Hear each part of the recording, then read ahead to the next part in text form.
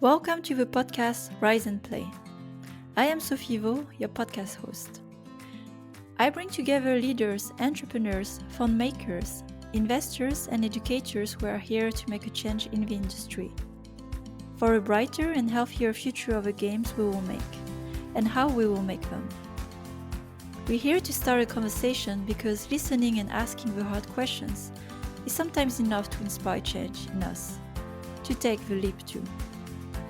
Let's begin. Today, I am super happy to have Audrey Leprince with me. Audrey is the co-founder of an indie studio, The Game Bakers, behind games like Haven or Furi. She started in the industry as game designer and producer for Ubisoft and Quantic Dream on AAA games.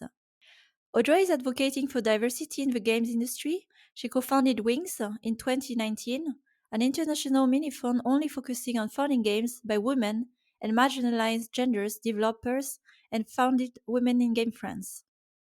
She's also on the board of the French Video Game Trade Association. Hi Audrey, very pleased to have you. How are you today? Hello, Sophie. I'm so happy to be here. Thank you for having me. So, I have many questions because you are involved in many things. So let's start first with what is at the core of a passion as well, games. So my first question is when did you start your own studio? Because you have a very big experience as well in big studios such as Ubisoft and Quantic Dream, and I'm really curious what led you to do your own thing, how it started, and what led you to where you are today.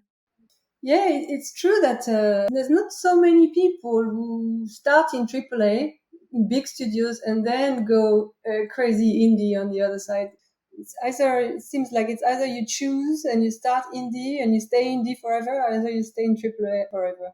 But so I started in the AAA on big console games, the Tom Clancy games, on the Quantic Dream first game, Nomad's How, 22 years ago now, Oh wow. and it was fantastic. I learned so much. I was 7 years in China with Ubisoft too. It was a fantastic experience. And after working on big AAA games for over 4 or 5 years with teams that were very big at the time. I know now they are bigger, but at the time it was like 400 people across like 3 continents and 12 nationalities, and I was really looking to do something smaller and simpler and faster and to have more control. And so that's why I left Ubisoft and started my own studio with Emmerich Toa, the Game Bakers. So it was 11 years ago now. I think we celebrated 11 years. We didn't celebrate, but we're going to celebrate it this summer of Game Bakers. Wow, congratulations. 11 years. That's an achievement for sure. And yeah, unfortunately, hard to celebrate things given the circumstances, but it's amazing. And follow-up question then, more as you share as well your motivation in your own studio, what are the things, like looking back, sort of retrospective of your 10 years as well with your own company, what are the things that really you were really happy with, no regrets, that you could have with your own studio? And the other things maybe sometimes you miss or where appear to be challenges when you are on your own. Yes, there's one thing I am so happy and very proud of with Game Bakers. Several things, actually. Well, the list would be very long, but I'll focus on 2 things. One is we managed to be self-funded from the beginning. Oh, So wow. we have never had any dependency or control or on any of our games. We have always managed to self-fund our games from the first mobile game Squids to last year Haven. We have had complete independence, and I'm very, very grateful for that. And I think it gave us also the strength to do things a bit differently, and probably also kept us on our toes a lot. So I'm very happy about that. And because I often see indie studio and they start and they get published, and it's great. It's a great experience. They make a great game, and then most of the revenue goes back to the publisher, and then they're fighting again to find another publisher for their next game, and they keep continuing like that. They're kind of stuck because they never have enough money to be like completely independent. They always have to look after another partner. So that's one thing I'm very happy is the independence we have crafted for ourselves. It's not always easy because we only have one game, so we rely on on the success of it. If we fail, we're going to be in big trouble, and we're probably going to run after a publisher. But for now, it gives us a lot of freedom, and for us, it's very important. And the other thing I'm very proud of at Game Bakers is that we've never wanted to grow. We wanted to stay very, very small. And now we have 12 people. We all work from across the world. We've always done that across France, I'm in Sweden, someone's in Canada or everywhere. And we have a completely free schedule. People come to work and they can stop if they have to go for a tennis or whatever. And no one has ever left the company so far. They're all very happy. And we've just gone through, the annual interview process and talking with everyone. And they're like, I'm very happy. And this is so great to see that this model of distributed work, free work across the world has worked for us, and we shipped our games, and we're not so delayed, and we were not less efficient because we were all working wherever we wanted in the world. So that makes me happy too. Mm-hmm. Sounds like a great place. Like I think it's an achievement also to celebrate after over a decade, keeping the same people that you have had. So it tells a lot, like these days, there are many options for people to work, and they can walk out and decide to work somewhere else. So it tells a lot about how much probably they would enjoy, the work. Probably means much more after 10 years. So it's amazing as well as this model of independent studio and fully independent, and with people that have known each other for such a long time. It's great. Yeah, I think what's great is that we actually managed to make the games. Making a game, I mean, I don't know, but it's so hard. It's so hard. No wonder so many people spend so many years and burn out or stop or just quit the industry. It is such a hard process, but I'm very grateful to be working with the team we have that makes it that we managed to make our games, and they're more or less good games. I think we can say that the players seem to enjoy them very much. So it's hard to be consistently making good games, but I think it's the key to keep your team happy. Actually, it's one of the keys. Yeah, and I've seen the games as well, like, and they are super unique, super original. I really love the style. That's really, I don't know. There's also the French touch. Somewhere it's hard to explain of the video games, but I love it. Like, it's really unique positioning. So it's nice that you also found the audience as well for the games you're making. Yes. Yeah, and maybe coming back also to the origin of the first game you published yourself and self-funded, I was curious, how did that all work out? So how did you make the financing at the beginning? What were the conscious choice you made to make it happen? Because like you described, some would immediately go for a publisher before they could even start development. So what were the risks you were willing to take to see if it would work out?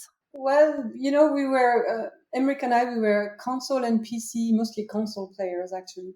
But we realized we couldn't start a studio and find 3 million euro to make a big console game or PC game.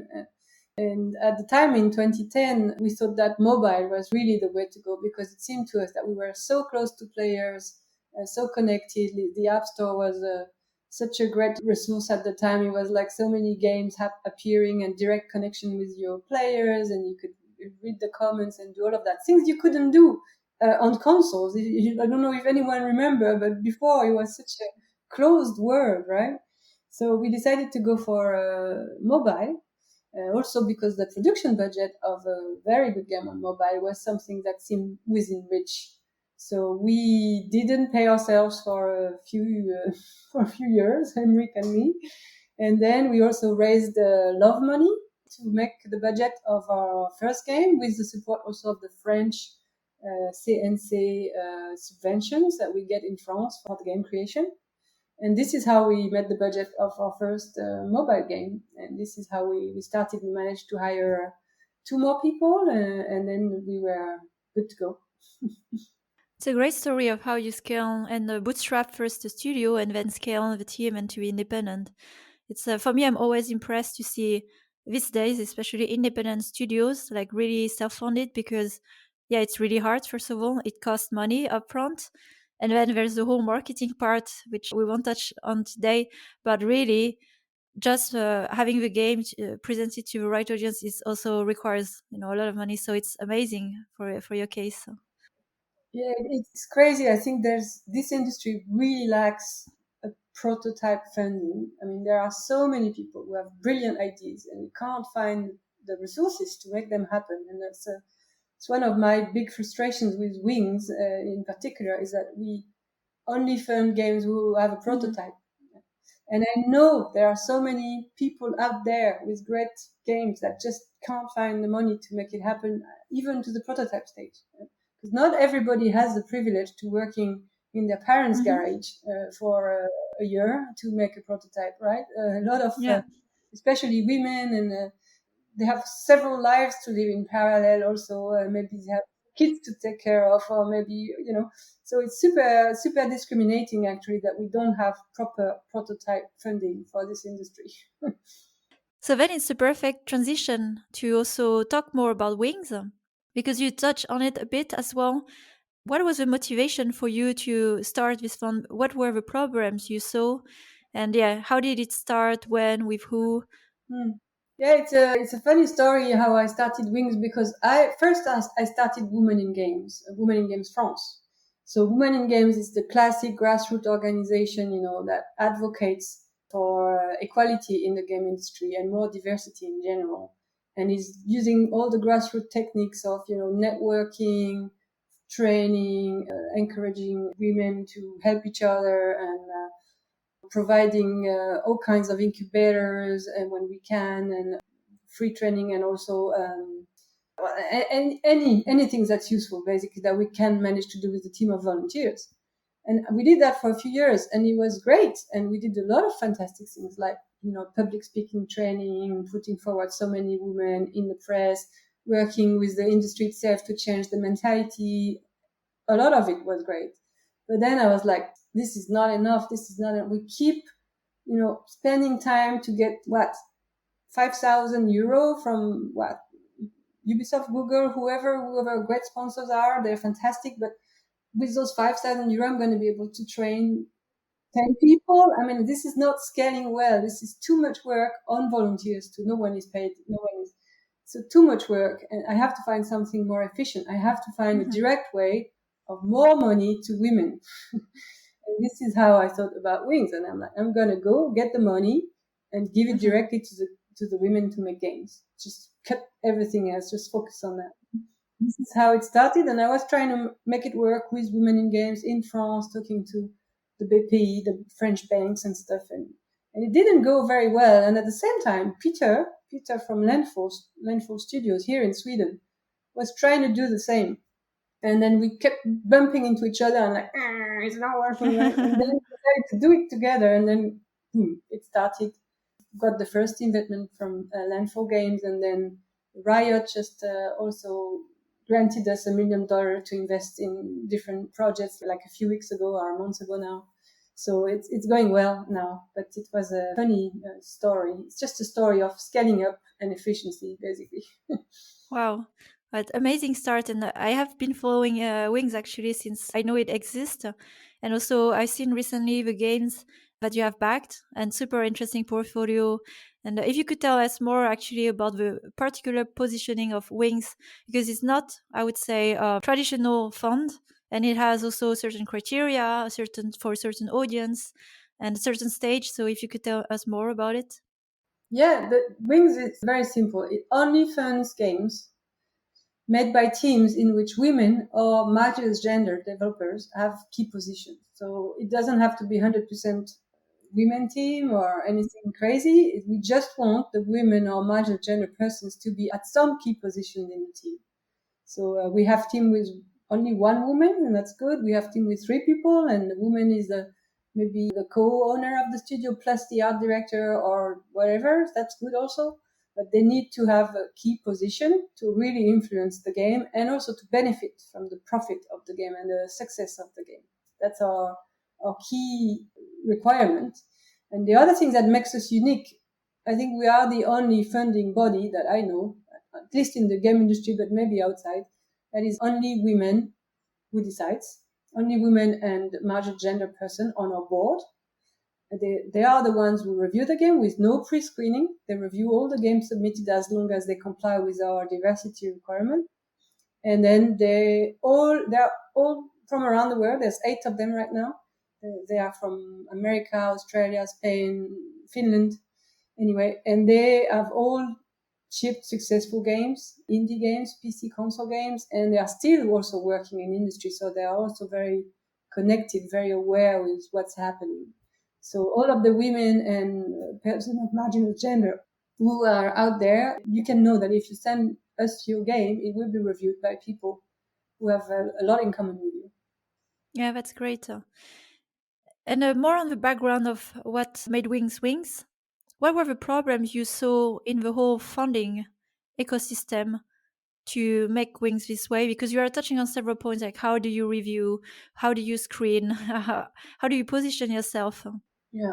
The biggest problem is going to be a succession of numbers, right? There's like half the world is women, half the players are women, and now only 14% of them are developers. And so already, where are they gone? We've lost. Yeah. And then if you look at how many people, there's not the exact statistics I would like to have, but then among the people who start companies, very, very rare are women. And among the projects that are funded, also very rarely, they are women-led projects. So it's like the percentage drops to like below 5%.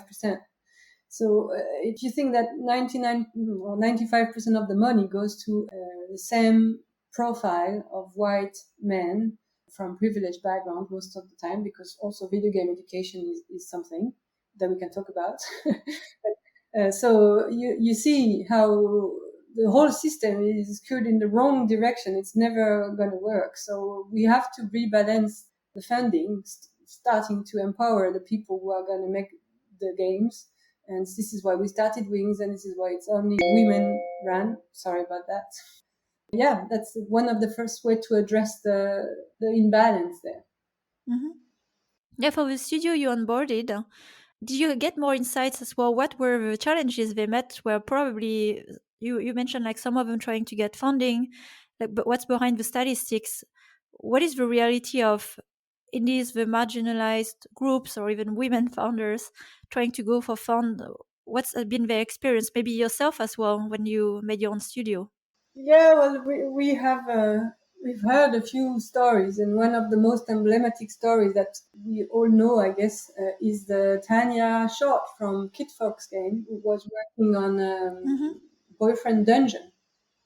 And she's already a successful, very well connected developer. And she was trying to fund that game where you basically, it's a dungeon game where you take your weapons. For those of you who don't know, I'm sure you all know about this game.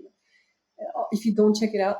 But, and then she was like trying to get a publisher behind it. And she was pitching that game to mostly men who didn't get it at all. And she kept getting no's and no's and no's. And then she went to Kickstarter. And I think she had one of the fastest funded game on Kickstarter for a while. And of course, the community is raving about the game now. And so that's just that she was just not talking to the right person. They couldn't see the magic in her pitch. They couldn't get it because they had different things in their mind and different culture and different taste. And so this is just a very simple thing that we are very different with different ideas and different tastes and different cultural perspective on what's fun and not fun and what we'd like to play, but we keep talking to the same kind of people. So obviously this is not going to go through. A lot of us are going to talk there, like hitting the wall. Yeah. Then having a bit more focus on you and your particular activities, and so you are involved in Wings, Women in Game France. You have also your own game studio, personal life. Like also we have our multiple lives as women, as you have mentioned. I was really curious, like, yeah, how do you manage the front of all these activities? How do you organize yourself, your priorities? Yeah, I had a daughter the same year I started my studio 10 years ago. Oh, wow. It was an interesting year. And so I have been, she's also a reason why I went indie and left Ubisoft, because I couldn't see myself. I was producer on AAA games, right? I couldn't see myself working to 8:30 every day. Mm. No, I thought it's not going to work. How am I going to take care of that little creature, right? Yeah. So we embraced it at Game Bakers. So when I was not available, I was not available. Of course, at first I worked a lot at night to catch up for my lost time in the day, and it was very tiring. But eventually, I think kids grow. It gets a bit easier. The school, those things, like school and all the support you can find, or preschool, and it gets a little bit easier. You get back some of your free time, and you can work again. Mm-hmm. But my priority is always going to be for my daughter.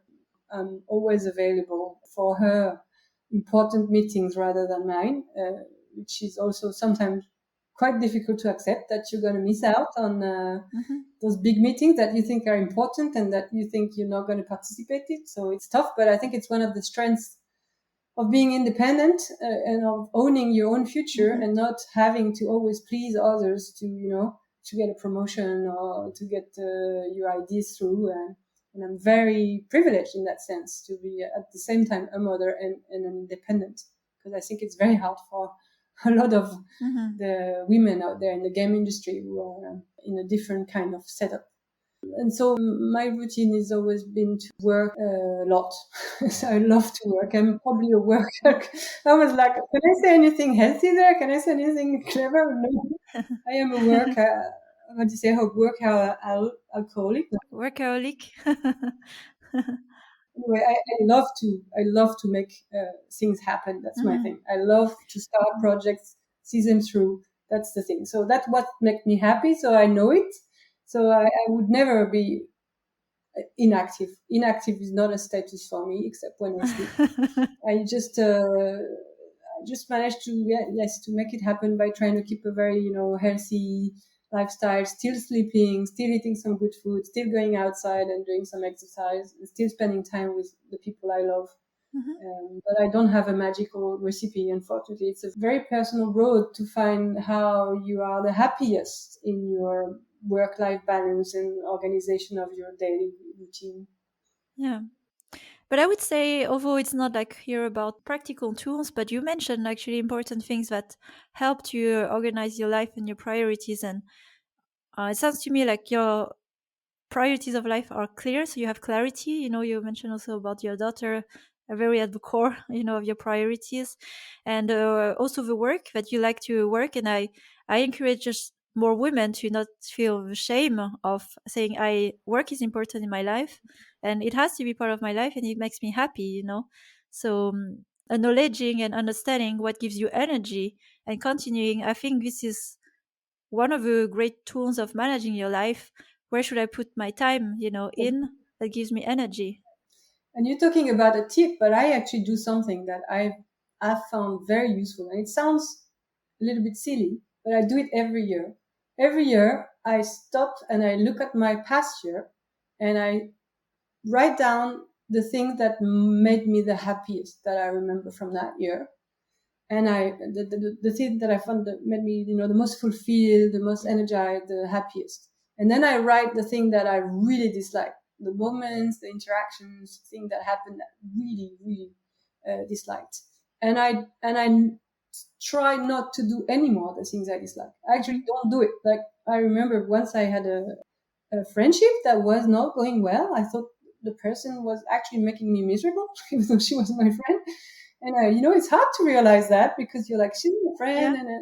and then she kept her name kept coming up, and I was like, no, well, I'm gonna stop seeing that person, and I'm happier. It was a tough decision.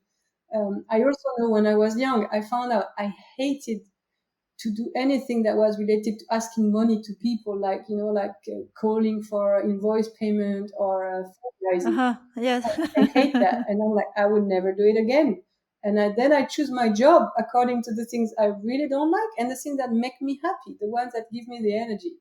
That's how I have carved my path. But again, I am very privileged to have been quite independent. And I understand it's not always possible to Mm. stop doing the things you don't like. So I don't want to.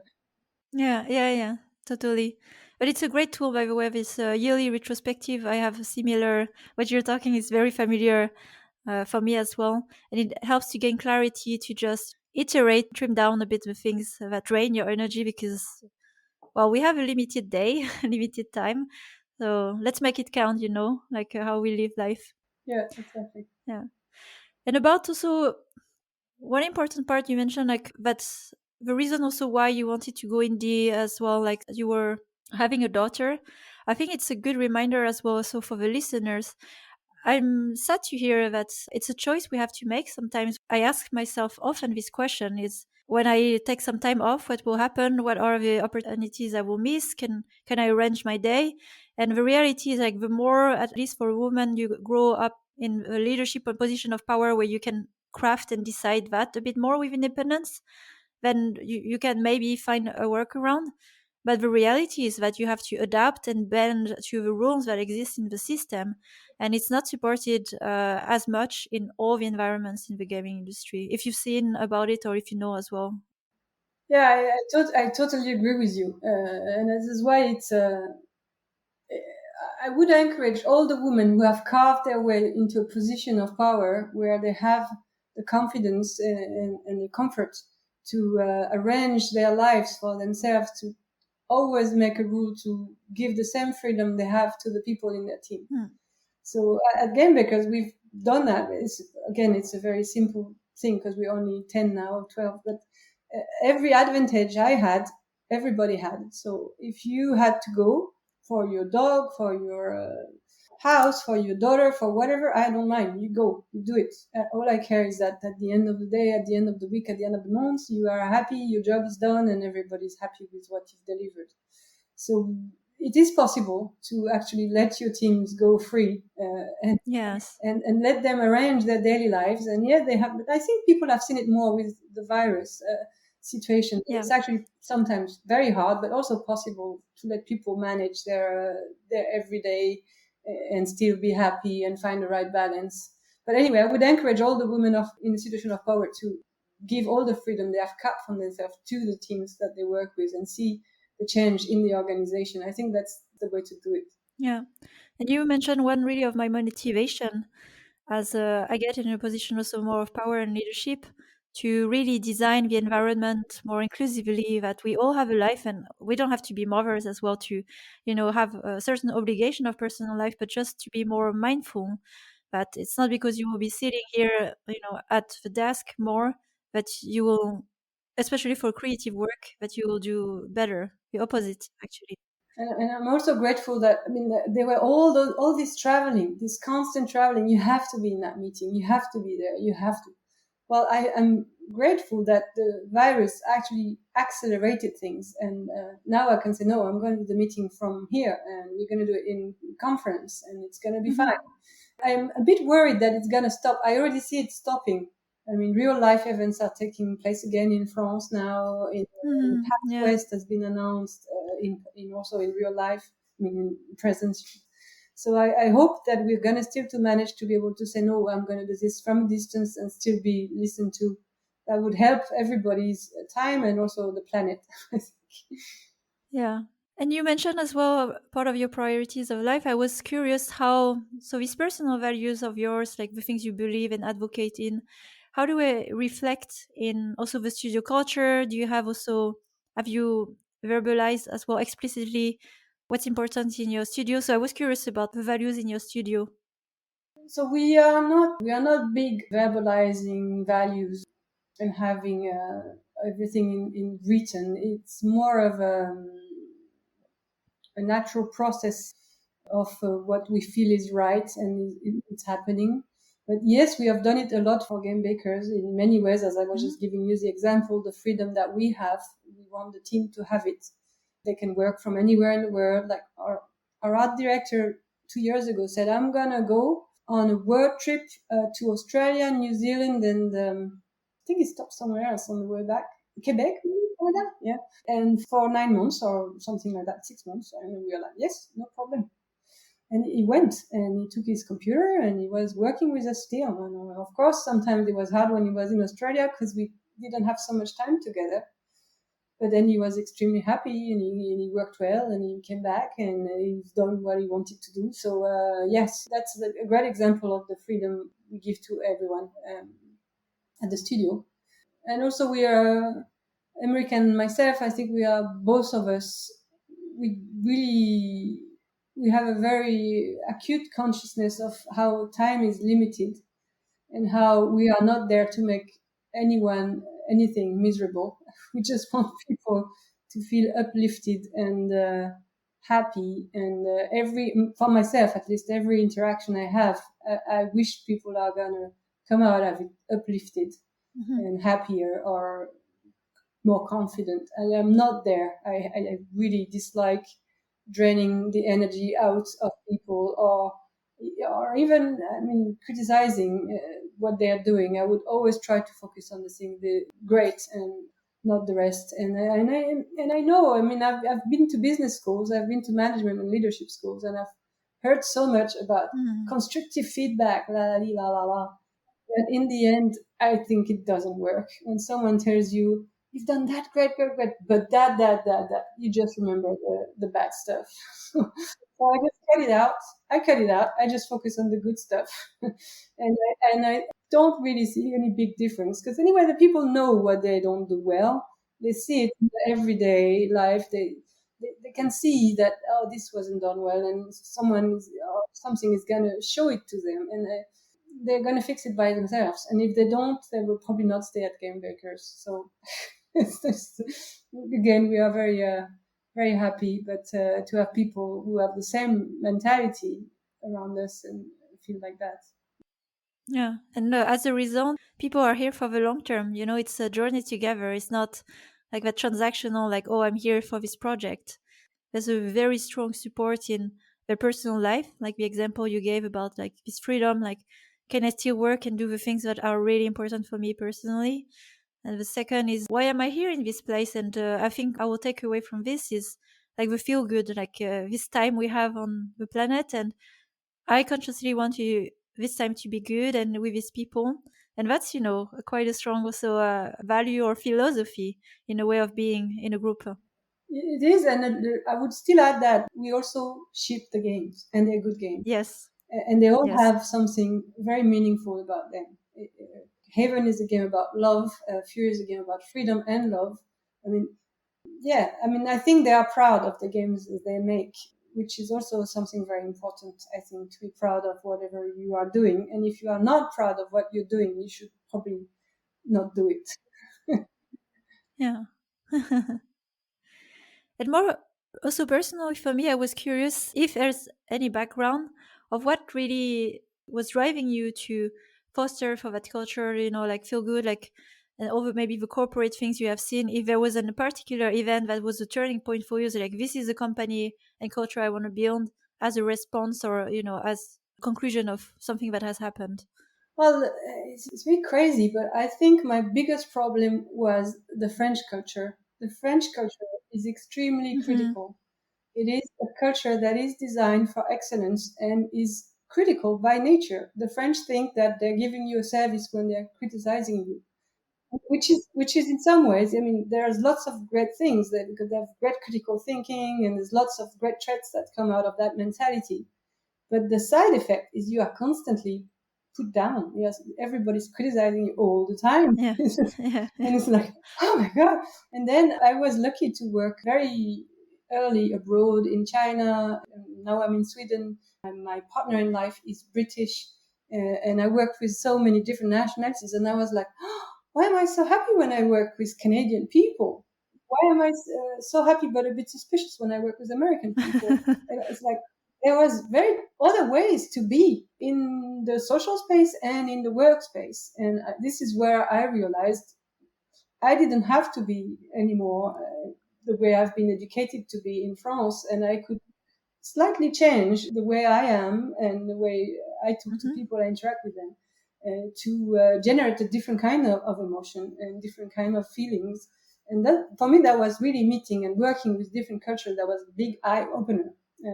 And in particular, some people in my teams that I remember were always pulling me up, always giving me energy, always. And every time I'd see them, I was like, yes, I'm going to check the word on. And then, yeah, they were not French. French people like that too. I'm not trying to be mean, but I think some French people can see it if they, especially if they have lived with different cultures. And I think for me that was an eye opening. And I think traveling and seeing the world is probably one of the greatest things you can do to open your mind and understand better the differences of mentalities and people and culture. Yeah, I totally agree. And I wanted to double down on that because as a French myself, yes, I see similar things. And I worked also in big companies, French companies, not Ubisoft, but I was working at Gameloft, and also big French companies out of game. And this culture of excellence, also quite hierarchical and very critical, is it's becoming your norm when you only know that. And for me, it was an eye opener when I started to work abroad in international teams. Like, oh, I actually identify myself much more to this, and I don't have to wear this hat, or this mask anymore, because it doesn't work for me. And when you choose, different aspects of nationalities or culture that you find that really work for you, and it's a blend in the end more than, oh, I'm just a French, with all the legacy of French culture, the good and the bad things, and you design sort of your culture. Yeah. Absolutely. Very funny anecdote and interesting, but yeah, I understand exactly what you mean. All right, and a bit further as well, as we talked also about supporting more women in games and the marginalized communities. Mhm. I wanted to hear as well your own experience. So you've worked also for big studios, and I don't know so much about the culture of the studios, but if you were willing to share, what was your experience as well as a woman, like producer, designer, especially in big traditional industry that are very male dominated? Challenges you met, how you overcame them? Yes, I wish I had a good story to say, but I mean, I was entering the game industry in 1997, and it's hard to really understand, but things were different at the time. And also, I was coming from a privileged background with no. I was not educated to feminism. I didn't know. I didn't. I didn't mind. I didn't think like that. I thought everybody's equal. I don't care, and I uphold everyone to my standards, and I refuse to see that it's not the case. I was like that when I started the industry. So I just stormed through, and I didn't give a flying fig for anything else. I was just moving on and working. And I didn't even realize that I was uh, possibly the victim of sexism or all of that. I just like, I don't mind. I blend in that culture of white men. I don't mind. That Mhm. was my way to do it. And it's only later that I started to, possibly have a bit of time to sit down and look around me, and then to have my daughter, who was also, it's a silly thing to say, but she helped me a lot to see the sexism in the world, because I could actually see her experience it, and I saw it on her. Well, I didn't see it on me because I wasn't. So that was my education, and then I tried to catch up, and then I started Women in Games and all those things, and now I am much more conscious about most of it, and not all of it, of course, but trying to do my best. And so I don't have a story of how I overcame it. I overcame it by blending in, which I think is the worst advice to give. Don't blend in, just stay who you are, and don't give up on the things that are important for you, and don't let anyone put you down. Mhm. Also, yes. So I felt like I felt good in those teams. I didn't mind it. It wasn't hard for me. So I'm not a good example. And this one, when I decided to start Women in Games, I was like 4 years ago, and I was like, it's not possible. They don't need it anymore. This is over, right? It's not needed. And then I decided I'm going to talk to a lot of people. I remember it was for the launch of Furi in 2016. So I went all around the world at all the big shows, E3, PAX, and da da da da. And I always talked to all the women I met, and I said, "How is it going for you?" And then after that, I was like, "It's really bad." And you know what? It's worse than I thought, and it's possibly worse than it was when I started in the industry. And it's terrible for the young ones in particular. And I thought it would be the other way around. I thought only the old guys were the nasty ones, and the young generation was better educated and more open and supportive. But then no, I heard terrible stories from video game schools, worse than I've seen in the companies and studios, right? Mm. So this is why I decided to start Women in Games Mm. France, and because I realized it is not getting better. And also when you think that in the 1990s and 80s, we had many more women working in the tech in general. In France, I can send you the stats afterwards, and it's decreasing. It's decreasing. There are less and less women working in the tech industry. And it's crazy because the tech industry is bigger. So, it's everywhere now. Everything is tech. So when you look at that trend, it's super worrying. Yeah, this is sad, and we definitely have responsibility as industry, and we feel particularly concerned. Both of us, I assume, to. I love games, and I want to see just more people making games, and a good representation of who play games and the ones making them, and that's not the case today. Yeah, absolutely. Yeah. And thanks for sharing your experience, because also I wanted to reflect on that, because I started a bit later my career in games, but I have similar as well how I entered the industry, that I just blended in as well, and I couldn't see the problems. So I relate a lot to what you're sharing. But the thing is, when you look at the whole, and also as we grow in our position, because I asked myself, why don't I have the same story from others? And I was quite involved in Women in Games Finland, heard also quite horrible stories, and this came as a shock for me, because I realized I didn't know what I didn't know. There are several strategies of coping with it, but one you mentioned, like, is like you blend in and you act as a man, and you don't even realize. I have been in this position myself, where I may have probably, in my leadership style, acted as a man and has not always been sensitive to other women who wanted to onboard, until it really happened. And they told me, and I was really shocked and very, very devastated, because that's important for me. And I didn't realize, but I learned, from guys. So I mimic until I question, and I had to adapt to, okay, I need to change the behavior and understand that it's not the same expectation. So that's the first thing. And the second is that when we are in a position of power, we actually have a certain shield to this, because there's a dynamic of power that is happening. And I would talk tomorrow to other women who are not in a position of power, very different experience.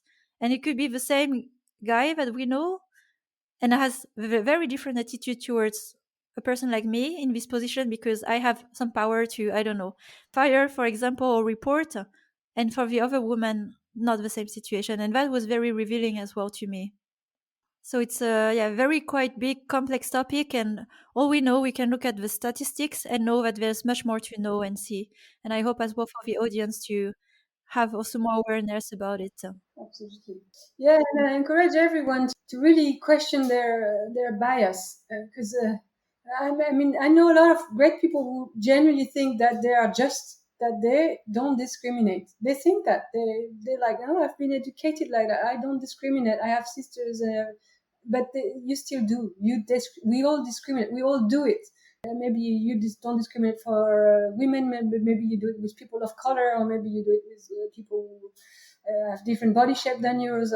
But so just look at it. Just take time and reflect on your own discriminations. And it's okay. We all do it. Even the best of us. We just need to keep an eye open for them, and just say no, no, no, and reduce the occasions where the discrimination can actually have an impact on our decision, to the best we can in ourselves and in our organizations, right?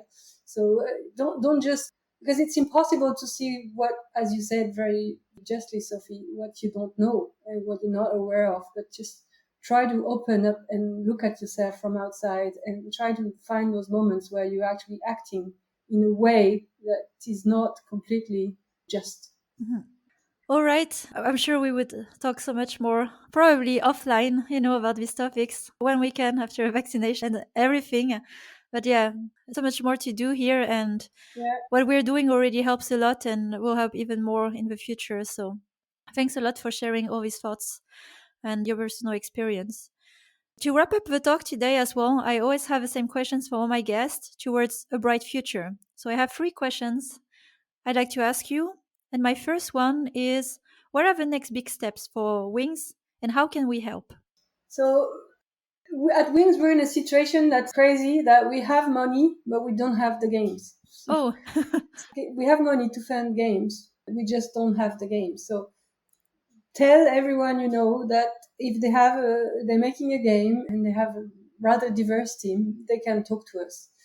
I think what we are facing here is the fact that first, there's still not many women working in games, but also possibly the women who are working in games, they don't know about us, or they're not on the Discord that we all are. They're not at the industry show we all are.